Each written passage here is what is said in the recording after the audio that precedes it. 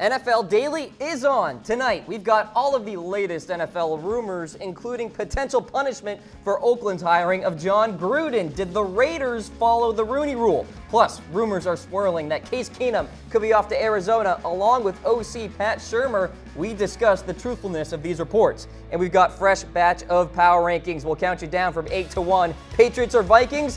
One of them will be at the top. It's also NFL draft season. We have some sleeper names to watch out for, including stud wide receiver out of Maryland, DJ Moore. Insight, analysis, and fun. It's NFL Daily. Let's roll it.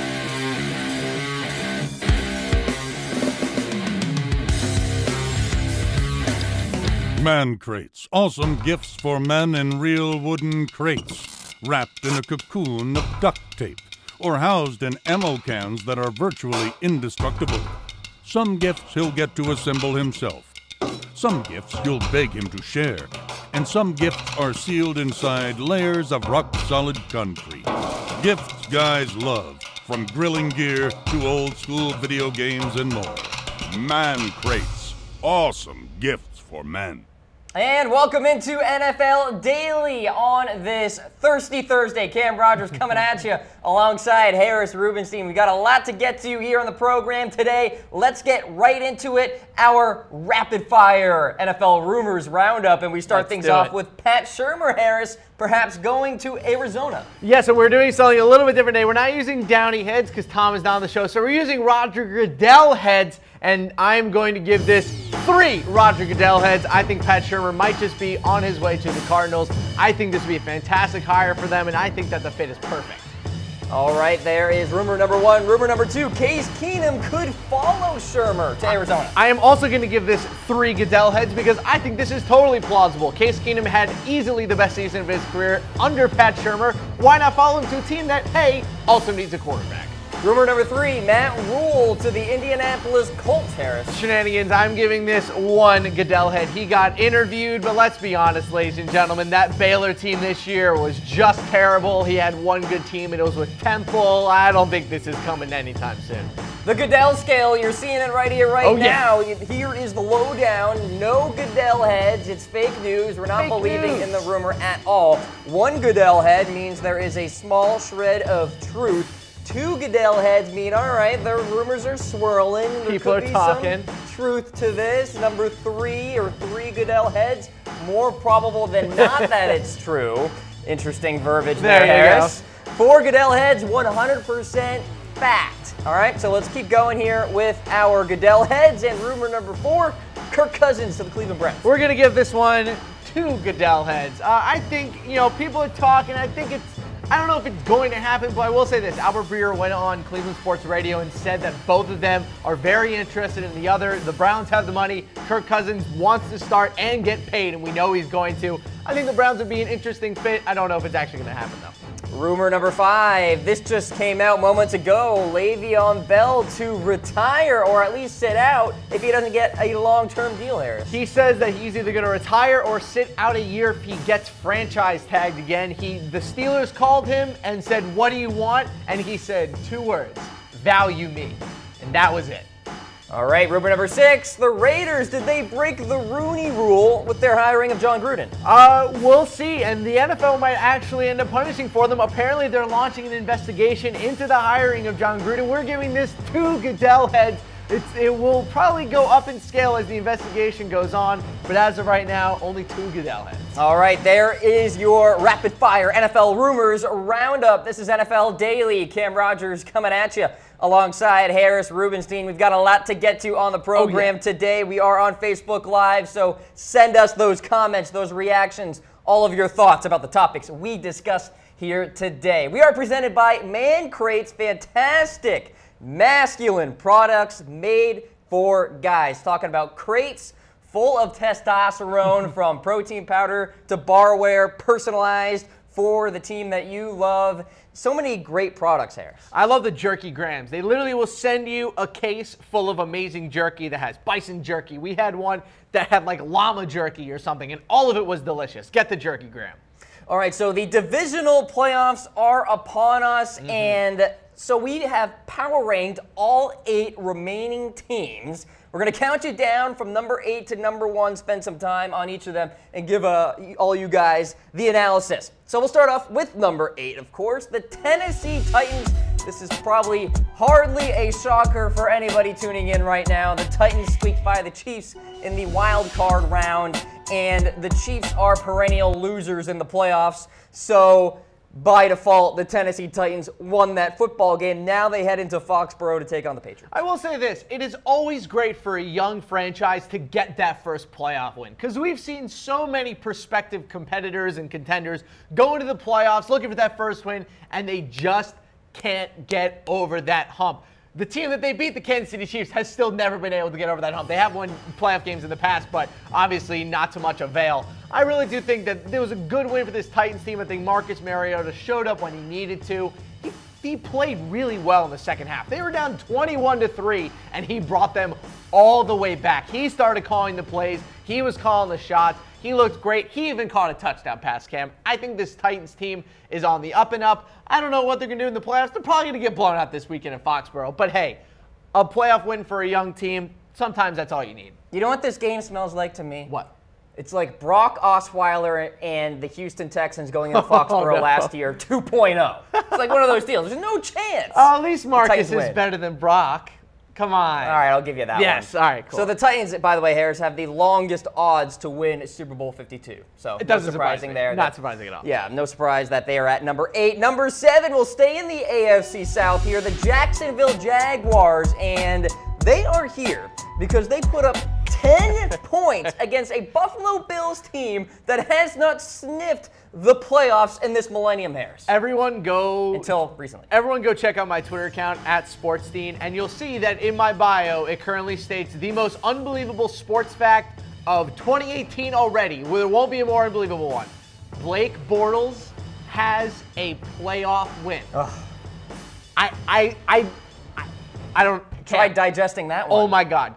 I cannot believe that Blake Bortles actually has a legitimate playoff 10-3, Harris. I don't even know if it was legitimate. He looked so bad. He had more rushing yards than he did passing yards, in what had to be one of the worst quarterback performances I've ever seen. He threw like 3 passes that were some of the worst balls I have ever seen thrown in a playoff game.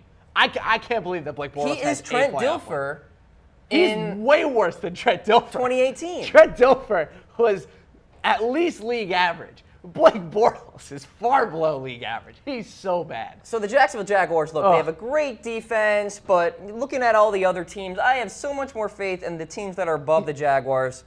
You know what's crazy, though? We say all this stuff about Blake Bortles. With the way that his season's been going, he's going to throw like 3 touchdowns against the Steelers and beat them at the big catch-up bottle.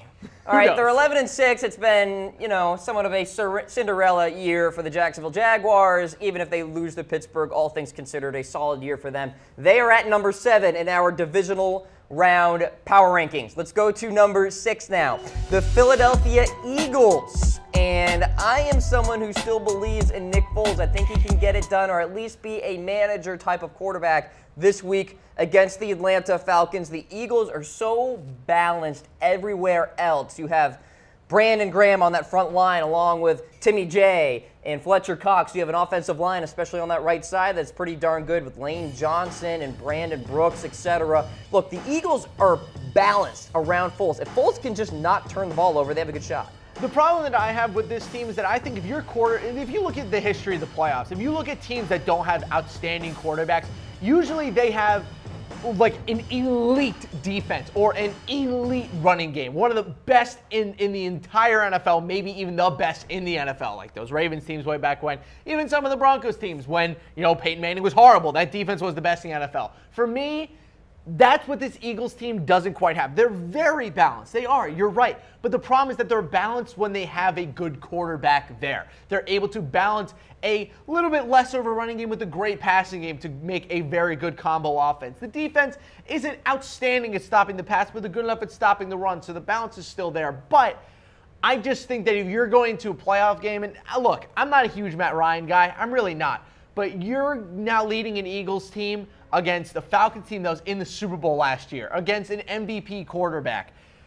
I think they're at a disadvantage. I think the reason we have them at 6 is because of Nick Foles. If they had Carson Wentz, they'd probably be number 2. So a 4 team drop is huge for Nick Foles. The Eagles check in at number 6 in our divisional round power rankings. Number 5, it's their opponent this week, the Atlanta Falcons. They got by the Los Angeles Rams, a team that lacked a lot of playoff experience a week ago in the wild card round.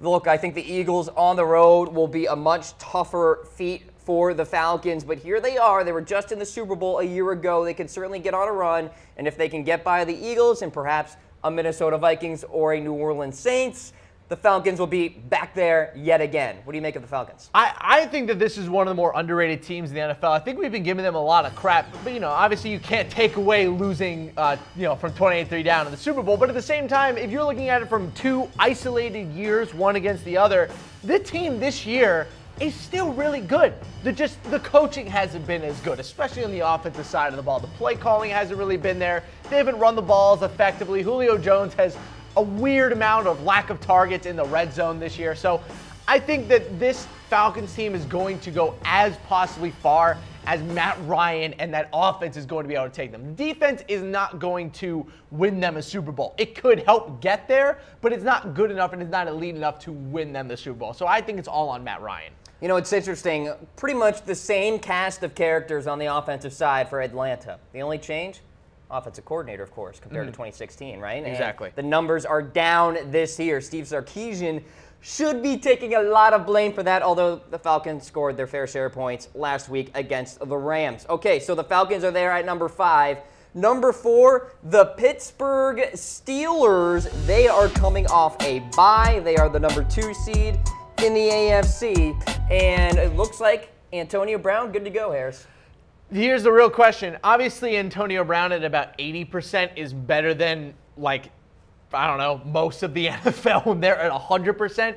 But at the same time, there's a 0% chance Antonio Brown is going to be 100% healthy for this game. And I'm interested to see. No chance. No, I don't think so. Look, he tore his calf. Even if it was a partial tear, coming back in what will end up being about 3-ish weeks is crazy. He's an outrageous athlete, and he's been training hard. Good for him. I can't wait to see him on the field. But if he's the same player, I will be stunned. I will be stunned. I think their offense is going to be fine. I still think they have Le'Veon Bell, obviously, in my opinion, the best running back in football outside of maybe only Todd Gurley just this year. But I think that for the most part, this Pittsburgh Steelers team, it's all about Le'Veon Bell. How are they going to be able to run the ball against the Jaguars? How are they going to be able to send him on the outside and go up against some of the corners that they have?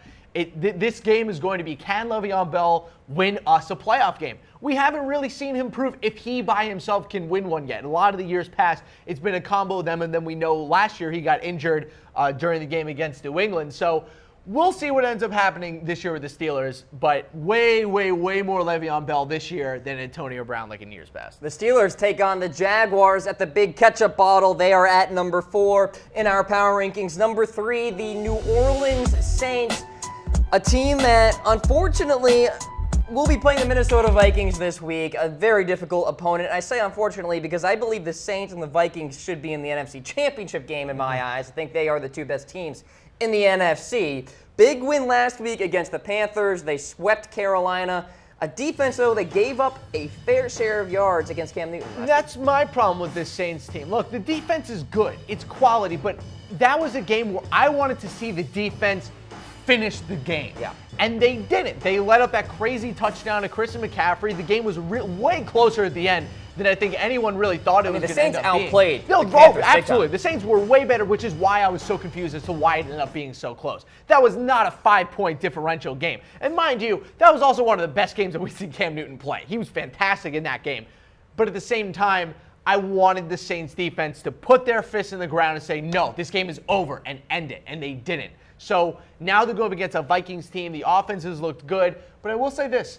This is a team coming off of a bye. We saw what happened with the Rams at home against the Falcons. They gave their starters basically a bye week, and look what happened. So if the Saints can get out in front early and really attack the Vikings while the offense is trying to get back in order, I think the Saints have a good chance to win this game.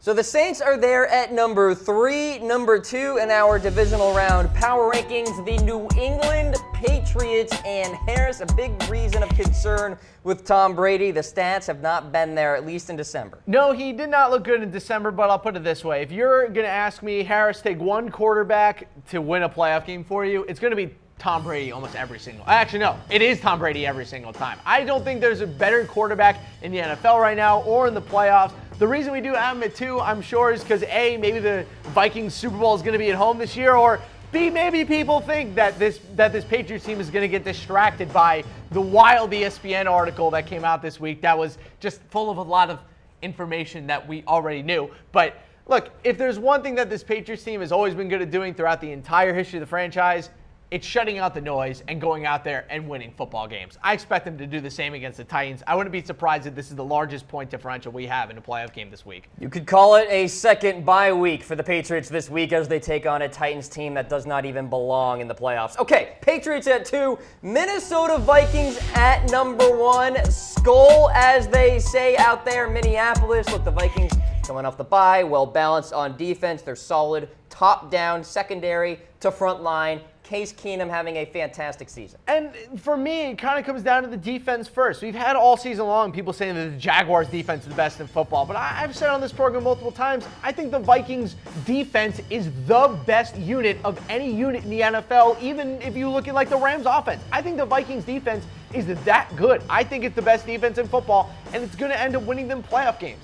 And look, guess what? They don't have Blair Walsh this year to lose them playoff games. Oh, thank God. They actually have a decent special teams core this year, and a good running game, and a good quarterback, and a defense that, I will say this, isn't great against the run, but it's okay because they're so good against the pass that eventually you're going to have to throw the ball, and it's not going to work. So this Vikings team, for me, if you're looking at kind of the likelihood of someone winning a Super Bowl, I know the cliche that defense wins Super Bowls. I don't think any other defense that we have in the playoffs right now is going to win anyone a Super Bowl except for the Minnesota Vikings. I think it's the best defense in all of football, best unit in football. I think they're crazy. And also, they might end up with a home Super Bowl. That'd be awesome. That'd be unbelievable. By the way, only team the Vikings have only allowed haven't allowed more than 19 points at home all season long. Those 19 points, by the way, to the Saints back in week 1. So, and that was the most points they've given up at home all year. That's wild. So which team should be number 1? Throw in your reactions and your votes. We'll be tracking them live. Let's summarize what we have here in our divisional round power rankings. Number 8, the Tennessee Titans. 7, Jacksonville Jaguars. Eagles are at 6. Falcons are at 5. And then the top 4, Steelers, Saints, Patriots, Vikings. This is NFL Daily here on Chat Sports Facebook Live, and we are following breaking news just filed to us here on set. Many reports are coming out that Norv Turner has been hired by the Carolina Panthers to be their next offensive coordinator. And Norv Turner, we haven't seen him this year. Last time we saw him was back in 2016. I will say this. This was a Chat Sports NFL rumor from our roundup yesterday. So if you're going through these rumors and you're watching our show and you think, oh, these are just random talking points, no, people, we know what we're talking about. We said yesterday that he might get hired by the Panthers. And boom, look at that. Norv Turner hired today as the Panthers offensive coordinator. Good job by Tom Downey finding a quality rumor yesterday and turning it into fact. A lot of change. 4 Goodell heads, or in this case, 4 Downey heads. A lot of change with Carolina right after the season, so it was clear that they were planning on doing this no matter what was going to go on, I guess, unless they won the Super Bowl. So huge, huge move for Carolina. I think it's a great pickup. And Harris, I was preparing to talk about it on my show tomorrow because Cam Newton, I think, will fit seamlessly with Norv Turner's kind of philosophy. His number 1 priority, Harris,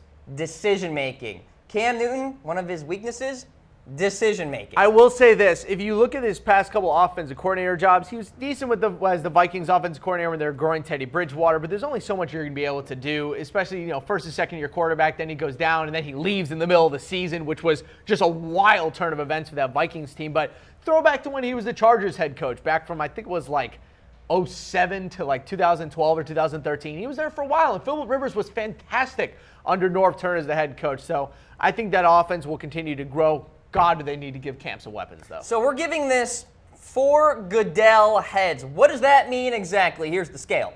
So, 100% factual. That's why we are giving it 4 Goodell heads. There you see, as you decrease the amount of heads, the less likely it is true. So you got 3 Goodell heads, more probable than not. 2 Goodell heads, the rumors are swirling. 1 Goodell head, small shred of truth, and 0 Goodell heads, absolutely fake news. So we're giving this 4 Goodell heads, and obviously big-time breaking news for the Carolina Panthers. They have their new offensive coordinator, Norv Turner. We'll continue to follow this story as we go throughout the broadcast, folks. Let's go back to our NFL Rumors Roundup, providing more analysis about all of the latest here. We talked about it briefly at the top of the show. Let's dive in more deeply here. So we got Pat Shurmur, the favorite for the Arizona Cardinals coaching job. We're giving this 3 Goodell heads. So we're putting some credibility to this report here, and it makes sense. Look, the Cardinals are at a point where they're going to be looking for a new quarterback, and we're going to talk about that potential new quarterback after this rumor here, but just Pat Shurmur on its surface, Harris. I think Pat Shurmur, he is the favorite. By the way, this is coming from ABC 15 in Arizona, so they gave it to their sports director. Has to be at least decent inside knowledge. I think Pat Shurmur would be a great pick. Look, they're not overextending themselves as a franchise, trying to go all overboard to get someone like a Josh McDaniels or a Matt Patricia that's going to, change the franchise. But they're getting a guy in Pat Shurmur, safe head coaching pick, has experience, good players coach. People have he's a good reputation around the NFL. He also brings a good offensive system. And I think that if you're replacing someone like Bruce Arians, bringing in an offensive mind who's also very stable like Pat Shurmur is going to be really good for that franchise. But for me, I think it's not going to be the best hire. I think it's going to, is Pat Shurmur going to lead them to 10, 11 wins with that roster? Sure he could. David Johnson coming back? I mean, we don't know what Not totally convinced. We'll see what happens at quarterback. Absolutely. And by the way, speaking of quarterback, Case Keenum could follow Pat Shurmur to Arizona. And Harris, that is part of the same report that is coming out of local news there. And Keenum, Bridgewater, and Branford are all going to be free agents after this year. Not all 3 of them are going to stay. I was this close to putting 4 Goodell heads on this one and making it 100% fact. Because it's just whether or not he'll follow him to Arizona, I'm not sure. But if we're just talking about whether Case Keenum is going to follow Pat Shurmur, I give that 4 Goodell heads 100% fact. I think wherever Pat Shurmur goes, I think him and Case Keenum are going to be a package deal. But whether or not Case Keenum wants to go to Arizona, we aren't 100% sure yet. But I do believe it's more probable than not that if Pat Shurmur gets hired as the Arizona Cardinals head coach, that he will try to sign Case Keenum. There's no reason not to. Great season, understands the offensive system. There's just no reason not to. It's an easy yes for Pat Shurmur. It's an easy yes for Case Keenum. He gets to continue starting. He's going to get paid, and he gets to keep his offensive coordinator. I think it'd be a great move for all sides. All right, so that's the latest surrounding Case Keenum and Pat Shurmur in Arizona. Next rumor here, yuck. Matt Rule to be the Colts' next head coach. We're giving this 1 Goodell head. Cam, I was so close to making this fake news, but he did get interviewed, so we're giving it 1 Goodell head for being a very, very, very, very small shred of truth. But there's no way that Matt Rule is going to end up being the Colts head coach. He's just not. There's nothing like going 1-11 at Baylor and then getting an interview with an NFL team. Yeah, I don't really understand the purpose of this interview. Do you know what this might sound like to me? Maybe, I don't have all the connections out here, but I will say this. Maybe Matt Rule's agent and Chris Ballard, the GM for the Colts, have some sort of relationship. Maybe this is the agent saying, hey, can you throw out a news line, give Matt Rule an interview, and maybe get the ball rolling on him getting a head coaching job in the next couple of years, just to throw his name into the conversation. It might happen. It wouldn't be the craziest thing. There aren't a lot of college coaches jumping to the NFL right now. But look, Matt Rule isn't exactly someone with a lot of loyalty to any school that he's coached at. He left Temple after one of the best football seasons they've had in a long time. Just got up and left before the bowl game. Now he's at Baylor. Very clear he's not going to be there for a long time. So I think Matt Rule getting this interview is more about just putting his name into the hat of prospective NFL coaches, not necessarily him going to the Colts this year. Yeah, the Colts certainly covet other candidates out there very much rather so than Matt Rule. So We're giving that one Goodell head there. All right, next rumor here. Kirk Cousins to the Cleveland Browns. This coming out of Albert Breer of Sports Illustrated. Yes, he had an interview this morning with 92.3 The Fan in Cleveland. And he was talking about how the matchup would be great for both sides and that he could see that happening, that it would be a good fit. I'll say this. Kirk Cousins, and for all the prospective NFL quarterbacks out there who are looking to get paid in the next couple years, you should follow Kirk Cousins' method to a T. This dude is going to make so much money this offseason, and he's already made so much money from the tags that he's been put on the past couple of years. They might put the transition, they can't franchise tag him again, but they can put the transitional tag on him. Cam, do you know how much money he'd get if he gets tagged at the transition tag? A lot. $32.5 million. But he doesn't want that. But he doesn't want it. He wants a long-term deal. He does. I think that we're giving this two heads because as of right now, still just a rumor. People are talking, though, Cam. I think that Kirk Cousins going to the Browns is a possibility. All right, so there is Kirk Cousins there with two Goodell heads for the potentiality that he goes to Cleveland. Next rumor here. This one, too, has two Goodell heads. Le'Veon Bell to retire if he is franchise tagged by the Pittsburgh Steelers. Look, I think this is a game of chicken at this point. It is a game of chicken, and he told ESPN that he is prepared to sit out a season or even retire if he's franchise tagged for the second consecutive year. He said, quote, "I hope it doesn't come to that, but I would definitely consider it." Apparently, he called the Pittsburgh Steelers, and when they were talking about contracts, he said two things: value me. That was it. And to be totally honest, for a guy who touches the ball like 400 times a year, he should get paid as such. They offered him a contract last year that would have given him $30 million over the first 2 years of the deal. He turned it down because he didn't think it was enough. So I'll be interested to see what Le'Veon Bell does this offseason. I think he has to be the most highly coveted free agent out there. He very obviously wants to return to Pittsburgh, but I got a name for you. I'm going to throw a little rumor into the rumor bin. If he doesn't go to the Steelers, watch out for the New York Jets. I think the New York Jets would 100% make a run at Le'Veon Bell if given the opportunity. All right, so there's the story on Bell. This is a big one here, Harris. The Raiders are being investigated now. This broke a few minutes ago by the NFL with credence that perhaps the Raiders did not follow the Rooney Rule, which of course means you have to interview at least one minority candidate during the hiring process. So originally this was brought up by an organization called the Fritz Pollard Alliance, which kind of looks into stuff like this, and they've been calling the NFL to investigate because apparently, and this also according to Pro Football Talk, that the Raiders had already hired John Gruden before they fired Jack Del Rio, which by just simple thinking means that they couldn't possibly have gone through the entire Rooney Rule and done it its justice, both in spirit and in actuality. So the NFL is going to investigate this. Whether or not they actually get punished for it, I'm not 100% sure because this will be a very interesting territory. I'm not 100% sure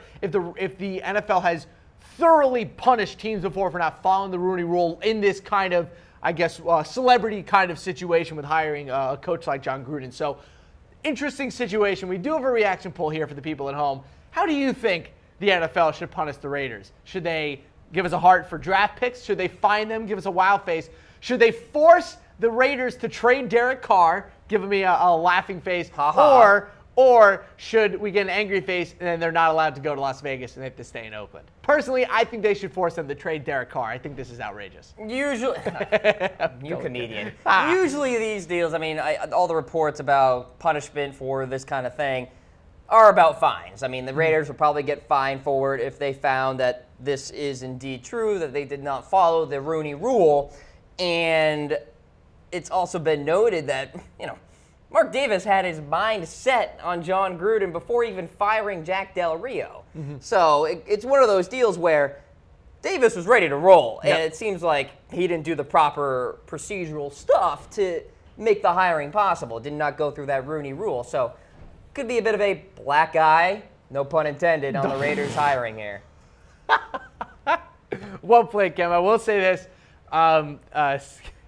That was great. Can you recover? Matt Millen has been the only person who's been busted for violating the Rooney Rule. Tom Downey tells us that he was fined $200,000 by Commissioner Paul Tagliabue, who then warned teams that the floor for further violations would end up being $500,000 as a franchise. That was for him hiring Steve Mariucci. So draft picks are fine. I still think that forcing the Raiders to trade Derek Carr, plausible, likely, for Goodell heads. All right, there's the latest rumor there about the Oakland Raiders. This is NFL Daily, presented by Man Crates, talking about gifts that guys love, ladies and gentlemen. Wooden crates with a crowbar to open them with, made essentially for any guy out there. Talking about personalized barware, fishing gear, jerky, bacon, great stuff. Mancrates.com is the website, Harris. Old school video games too, which people can't forget. You can get like an SN, or you can get like a Super Nintendo. You can get like an old GameCube if you want to. It's really cool. Go check it out. All right, then this is NFL Daily. I am Cam Rogers alongside Harris Rubenstein. We are rolling along here on this Thursday edition, and let's take a look at some draft sleepers. Let's do it. That we should be watching out for as the draft approaches. For many people out there, their teams are out of playoff contention, and so they're looking ahead to some new names that could come on their respective squads. Let's start things off with Riley Ferguson, Memphis quarterback, Harris. Yeah, and this guy is really interesting. He had a fantastic year this year, and he also went toe-to-toe with Josh Rosen against UCLA, tossing 6 touchdowns. He also had another game this year where he tossed 7 touchdowns. So this entire Memphis team was really, really good. I was really pumped about what they were going to be able to do with him and Anthony Miller, his #1 wide receiver. But for the most part, I think he's going to end up getting drafted in the 3rd and the 5th round. There are a lot of quarterbacks this year coming out, but it's very top-heavy, with the Rosens and the Darnolds and Lamar Jackson, Baker Mayfield, those types, even a Josh Allen if you like that kind of thing. But if you're looking at guys that are going to be drafted in kind of the day 2, day 3 area, I think that Riley Ferguson has the best chance of actually ending up being a decent NFL starter. I don't know if he's going to be an absolute star. He's only 6'3", 181. He needs an NFL weight room. But look, the dude can sling it. He can make the passes that are necessary. He's decently accurate, 63% on his passes this year. So I think Riley Ferguson could be a really nice option for any team looking to maybe grow a quarterback into the next couple of years, or just have a nice backup for now. A couple teams that can maybe the Carolina Panthers, because Derek Anderson is getting decently old, as their backup. Maybe New England Patriots looking to fill that Jimmy Garoppolo open spot. A couple other old teams with older quarterbacks that need young backups. All right, so there's Ferguson as our NFL draft sleeper #1. How about this guy here, John Kelly, running back for the Tennessee Vols? Yeah, and one thing that I wanted to do, I don't think that John Kelly, and this is for a lot of people because they're going to make this connection. No, he is not Alvin Kamara. John Kelly and Alvin Kamara are going to be different players. No one is going to be Alvin Kamara because Alvin Kamara is absolutely ridiculous. I think that John Kelly is going to be a really nice running back in the NFL. 5'9", 205, but he has multiple skills. He can run in between the tackles and on the outside. He's great in the play-action game. He can block, which is also a good thing, but he's also good in the passing game. He might actually be best as a pass catcher more so than a between the tackles runner. He's electric with the ball in his hands, especially in the open field.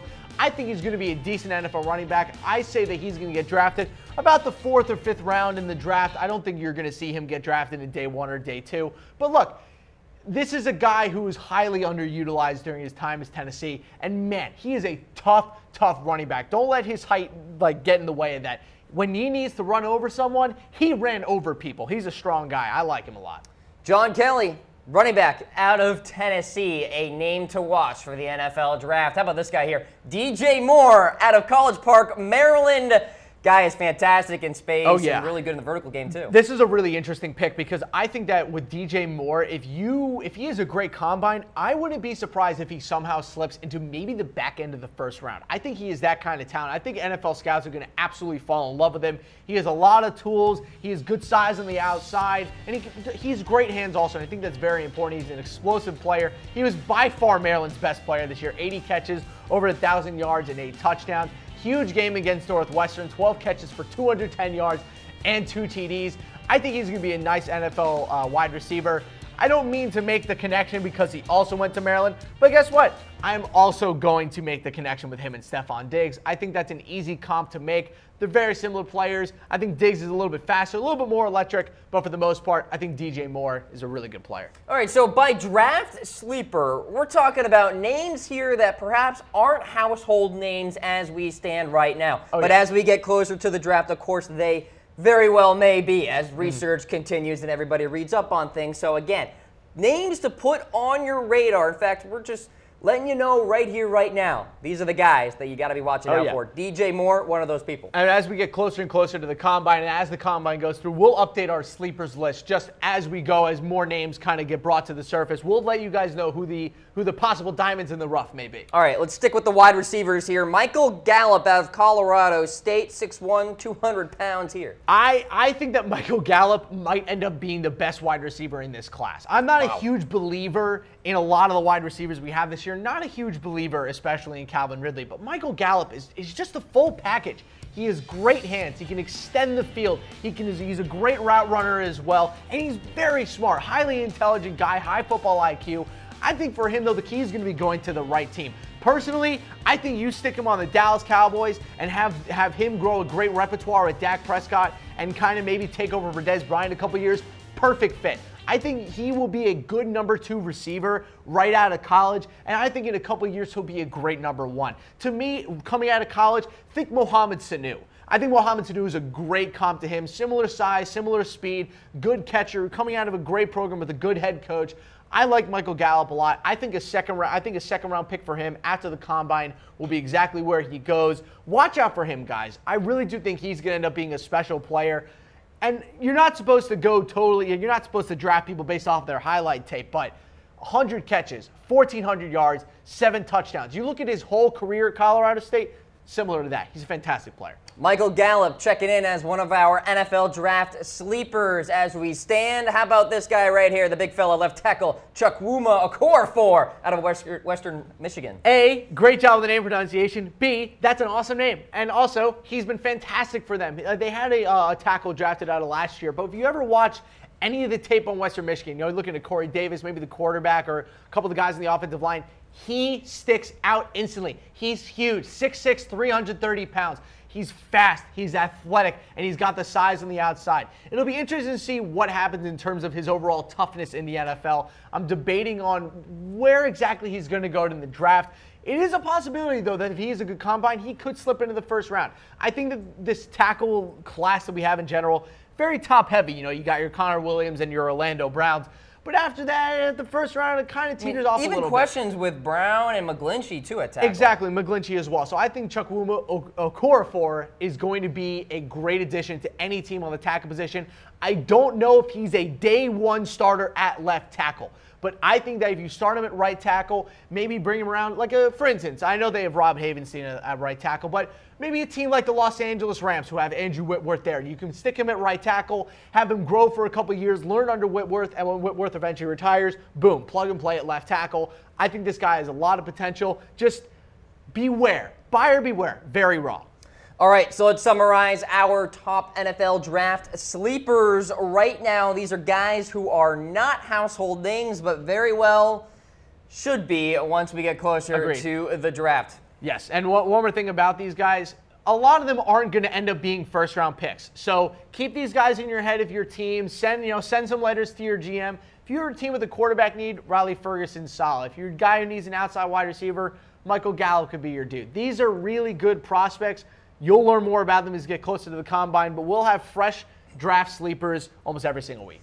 All right, this is NFL Daily. We're wrapping up here live in Dallas. Cam Rogers, Harris Rubenstein. You see the breaking news at the top of your screen. The Carolina Panthers have hired Norv Turner as their offensive coordinator. Harris, closing thoughts on that? Yeah, I think it kind of comes down to I wouldn't really go to Norv Turner as what he's done the past couple of years, because I mean, obviously he was there with the Browns for 1 year, and then with the Vikings, it was a very different situation than what he's going into in Carolina. When he was with the Vikings, it was Teddy Bridgewater. It was growing a new offense. It was kind of learning and growing up as the franchise got better and better. And then he just kind of left. It was very strange. Pat Shurmur took over. He's done a great job. Go look at what he did when he was the Chargers head coach and how much he helped Phillip Rivers' career evolve. Yep. And I don't know how much Cam Newton's career is going to evolve per se, but it's definitely going to get more efficient. And I think Norv Turner is also going to force them to prioritize drafting weapons. The best receiver on the whole team is a 5'9" white running back. Like, I'm sorry, you're not going to win Super Bowls like that. Get him an outside target with a little bit of speed.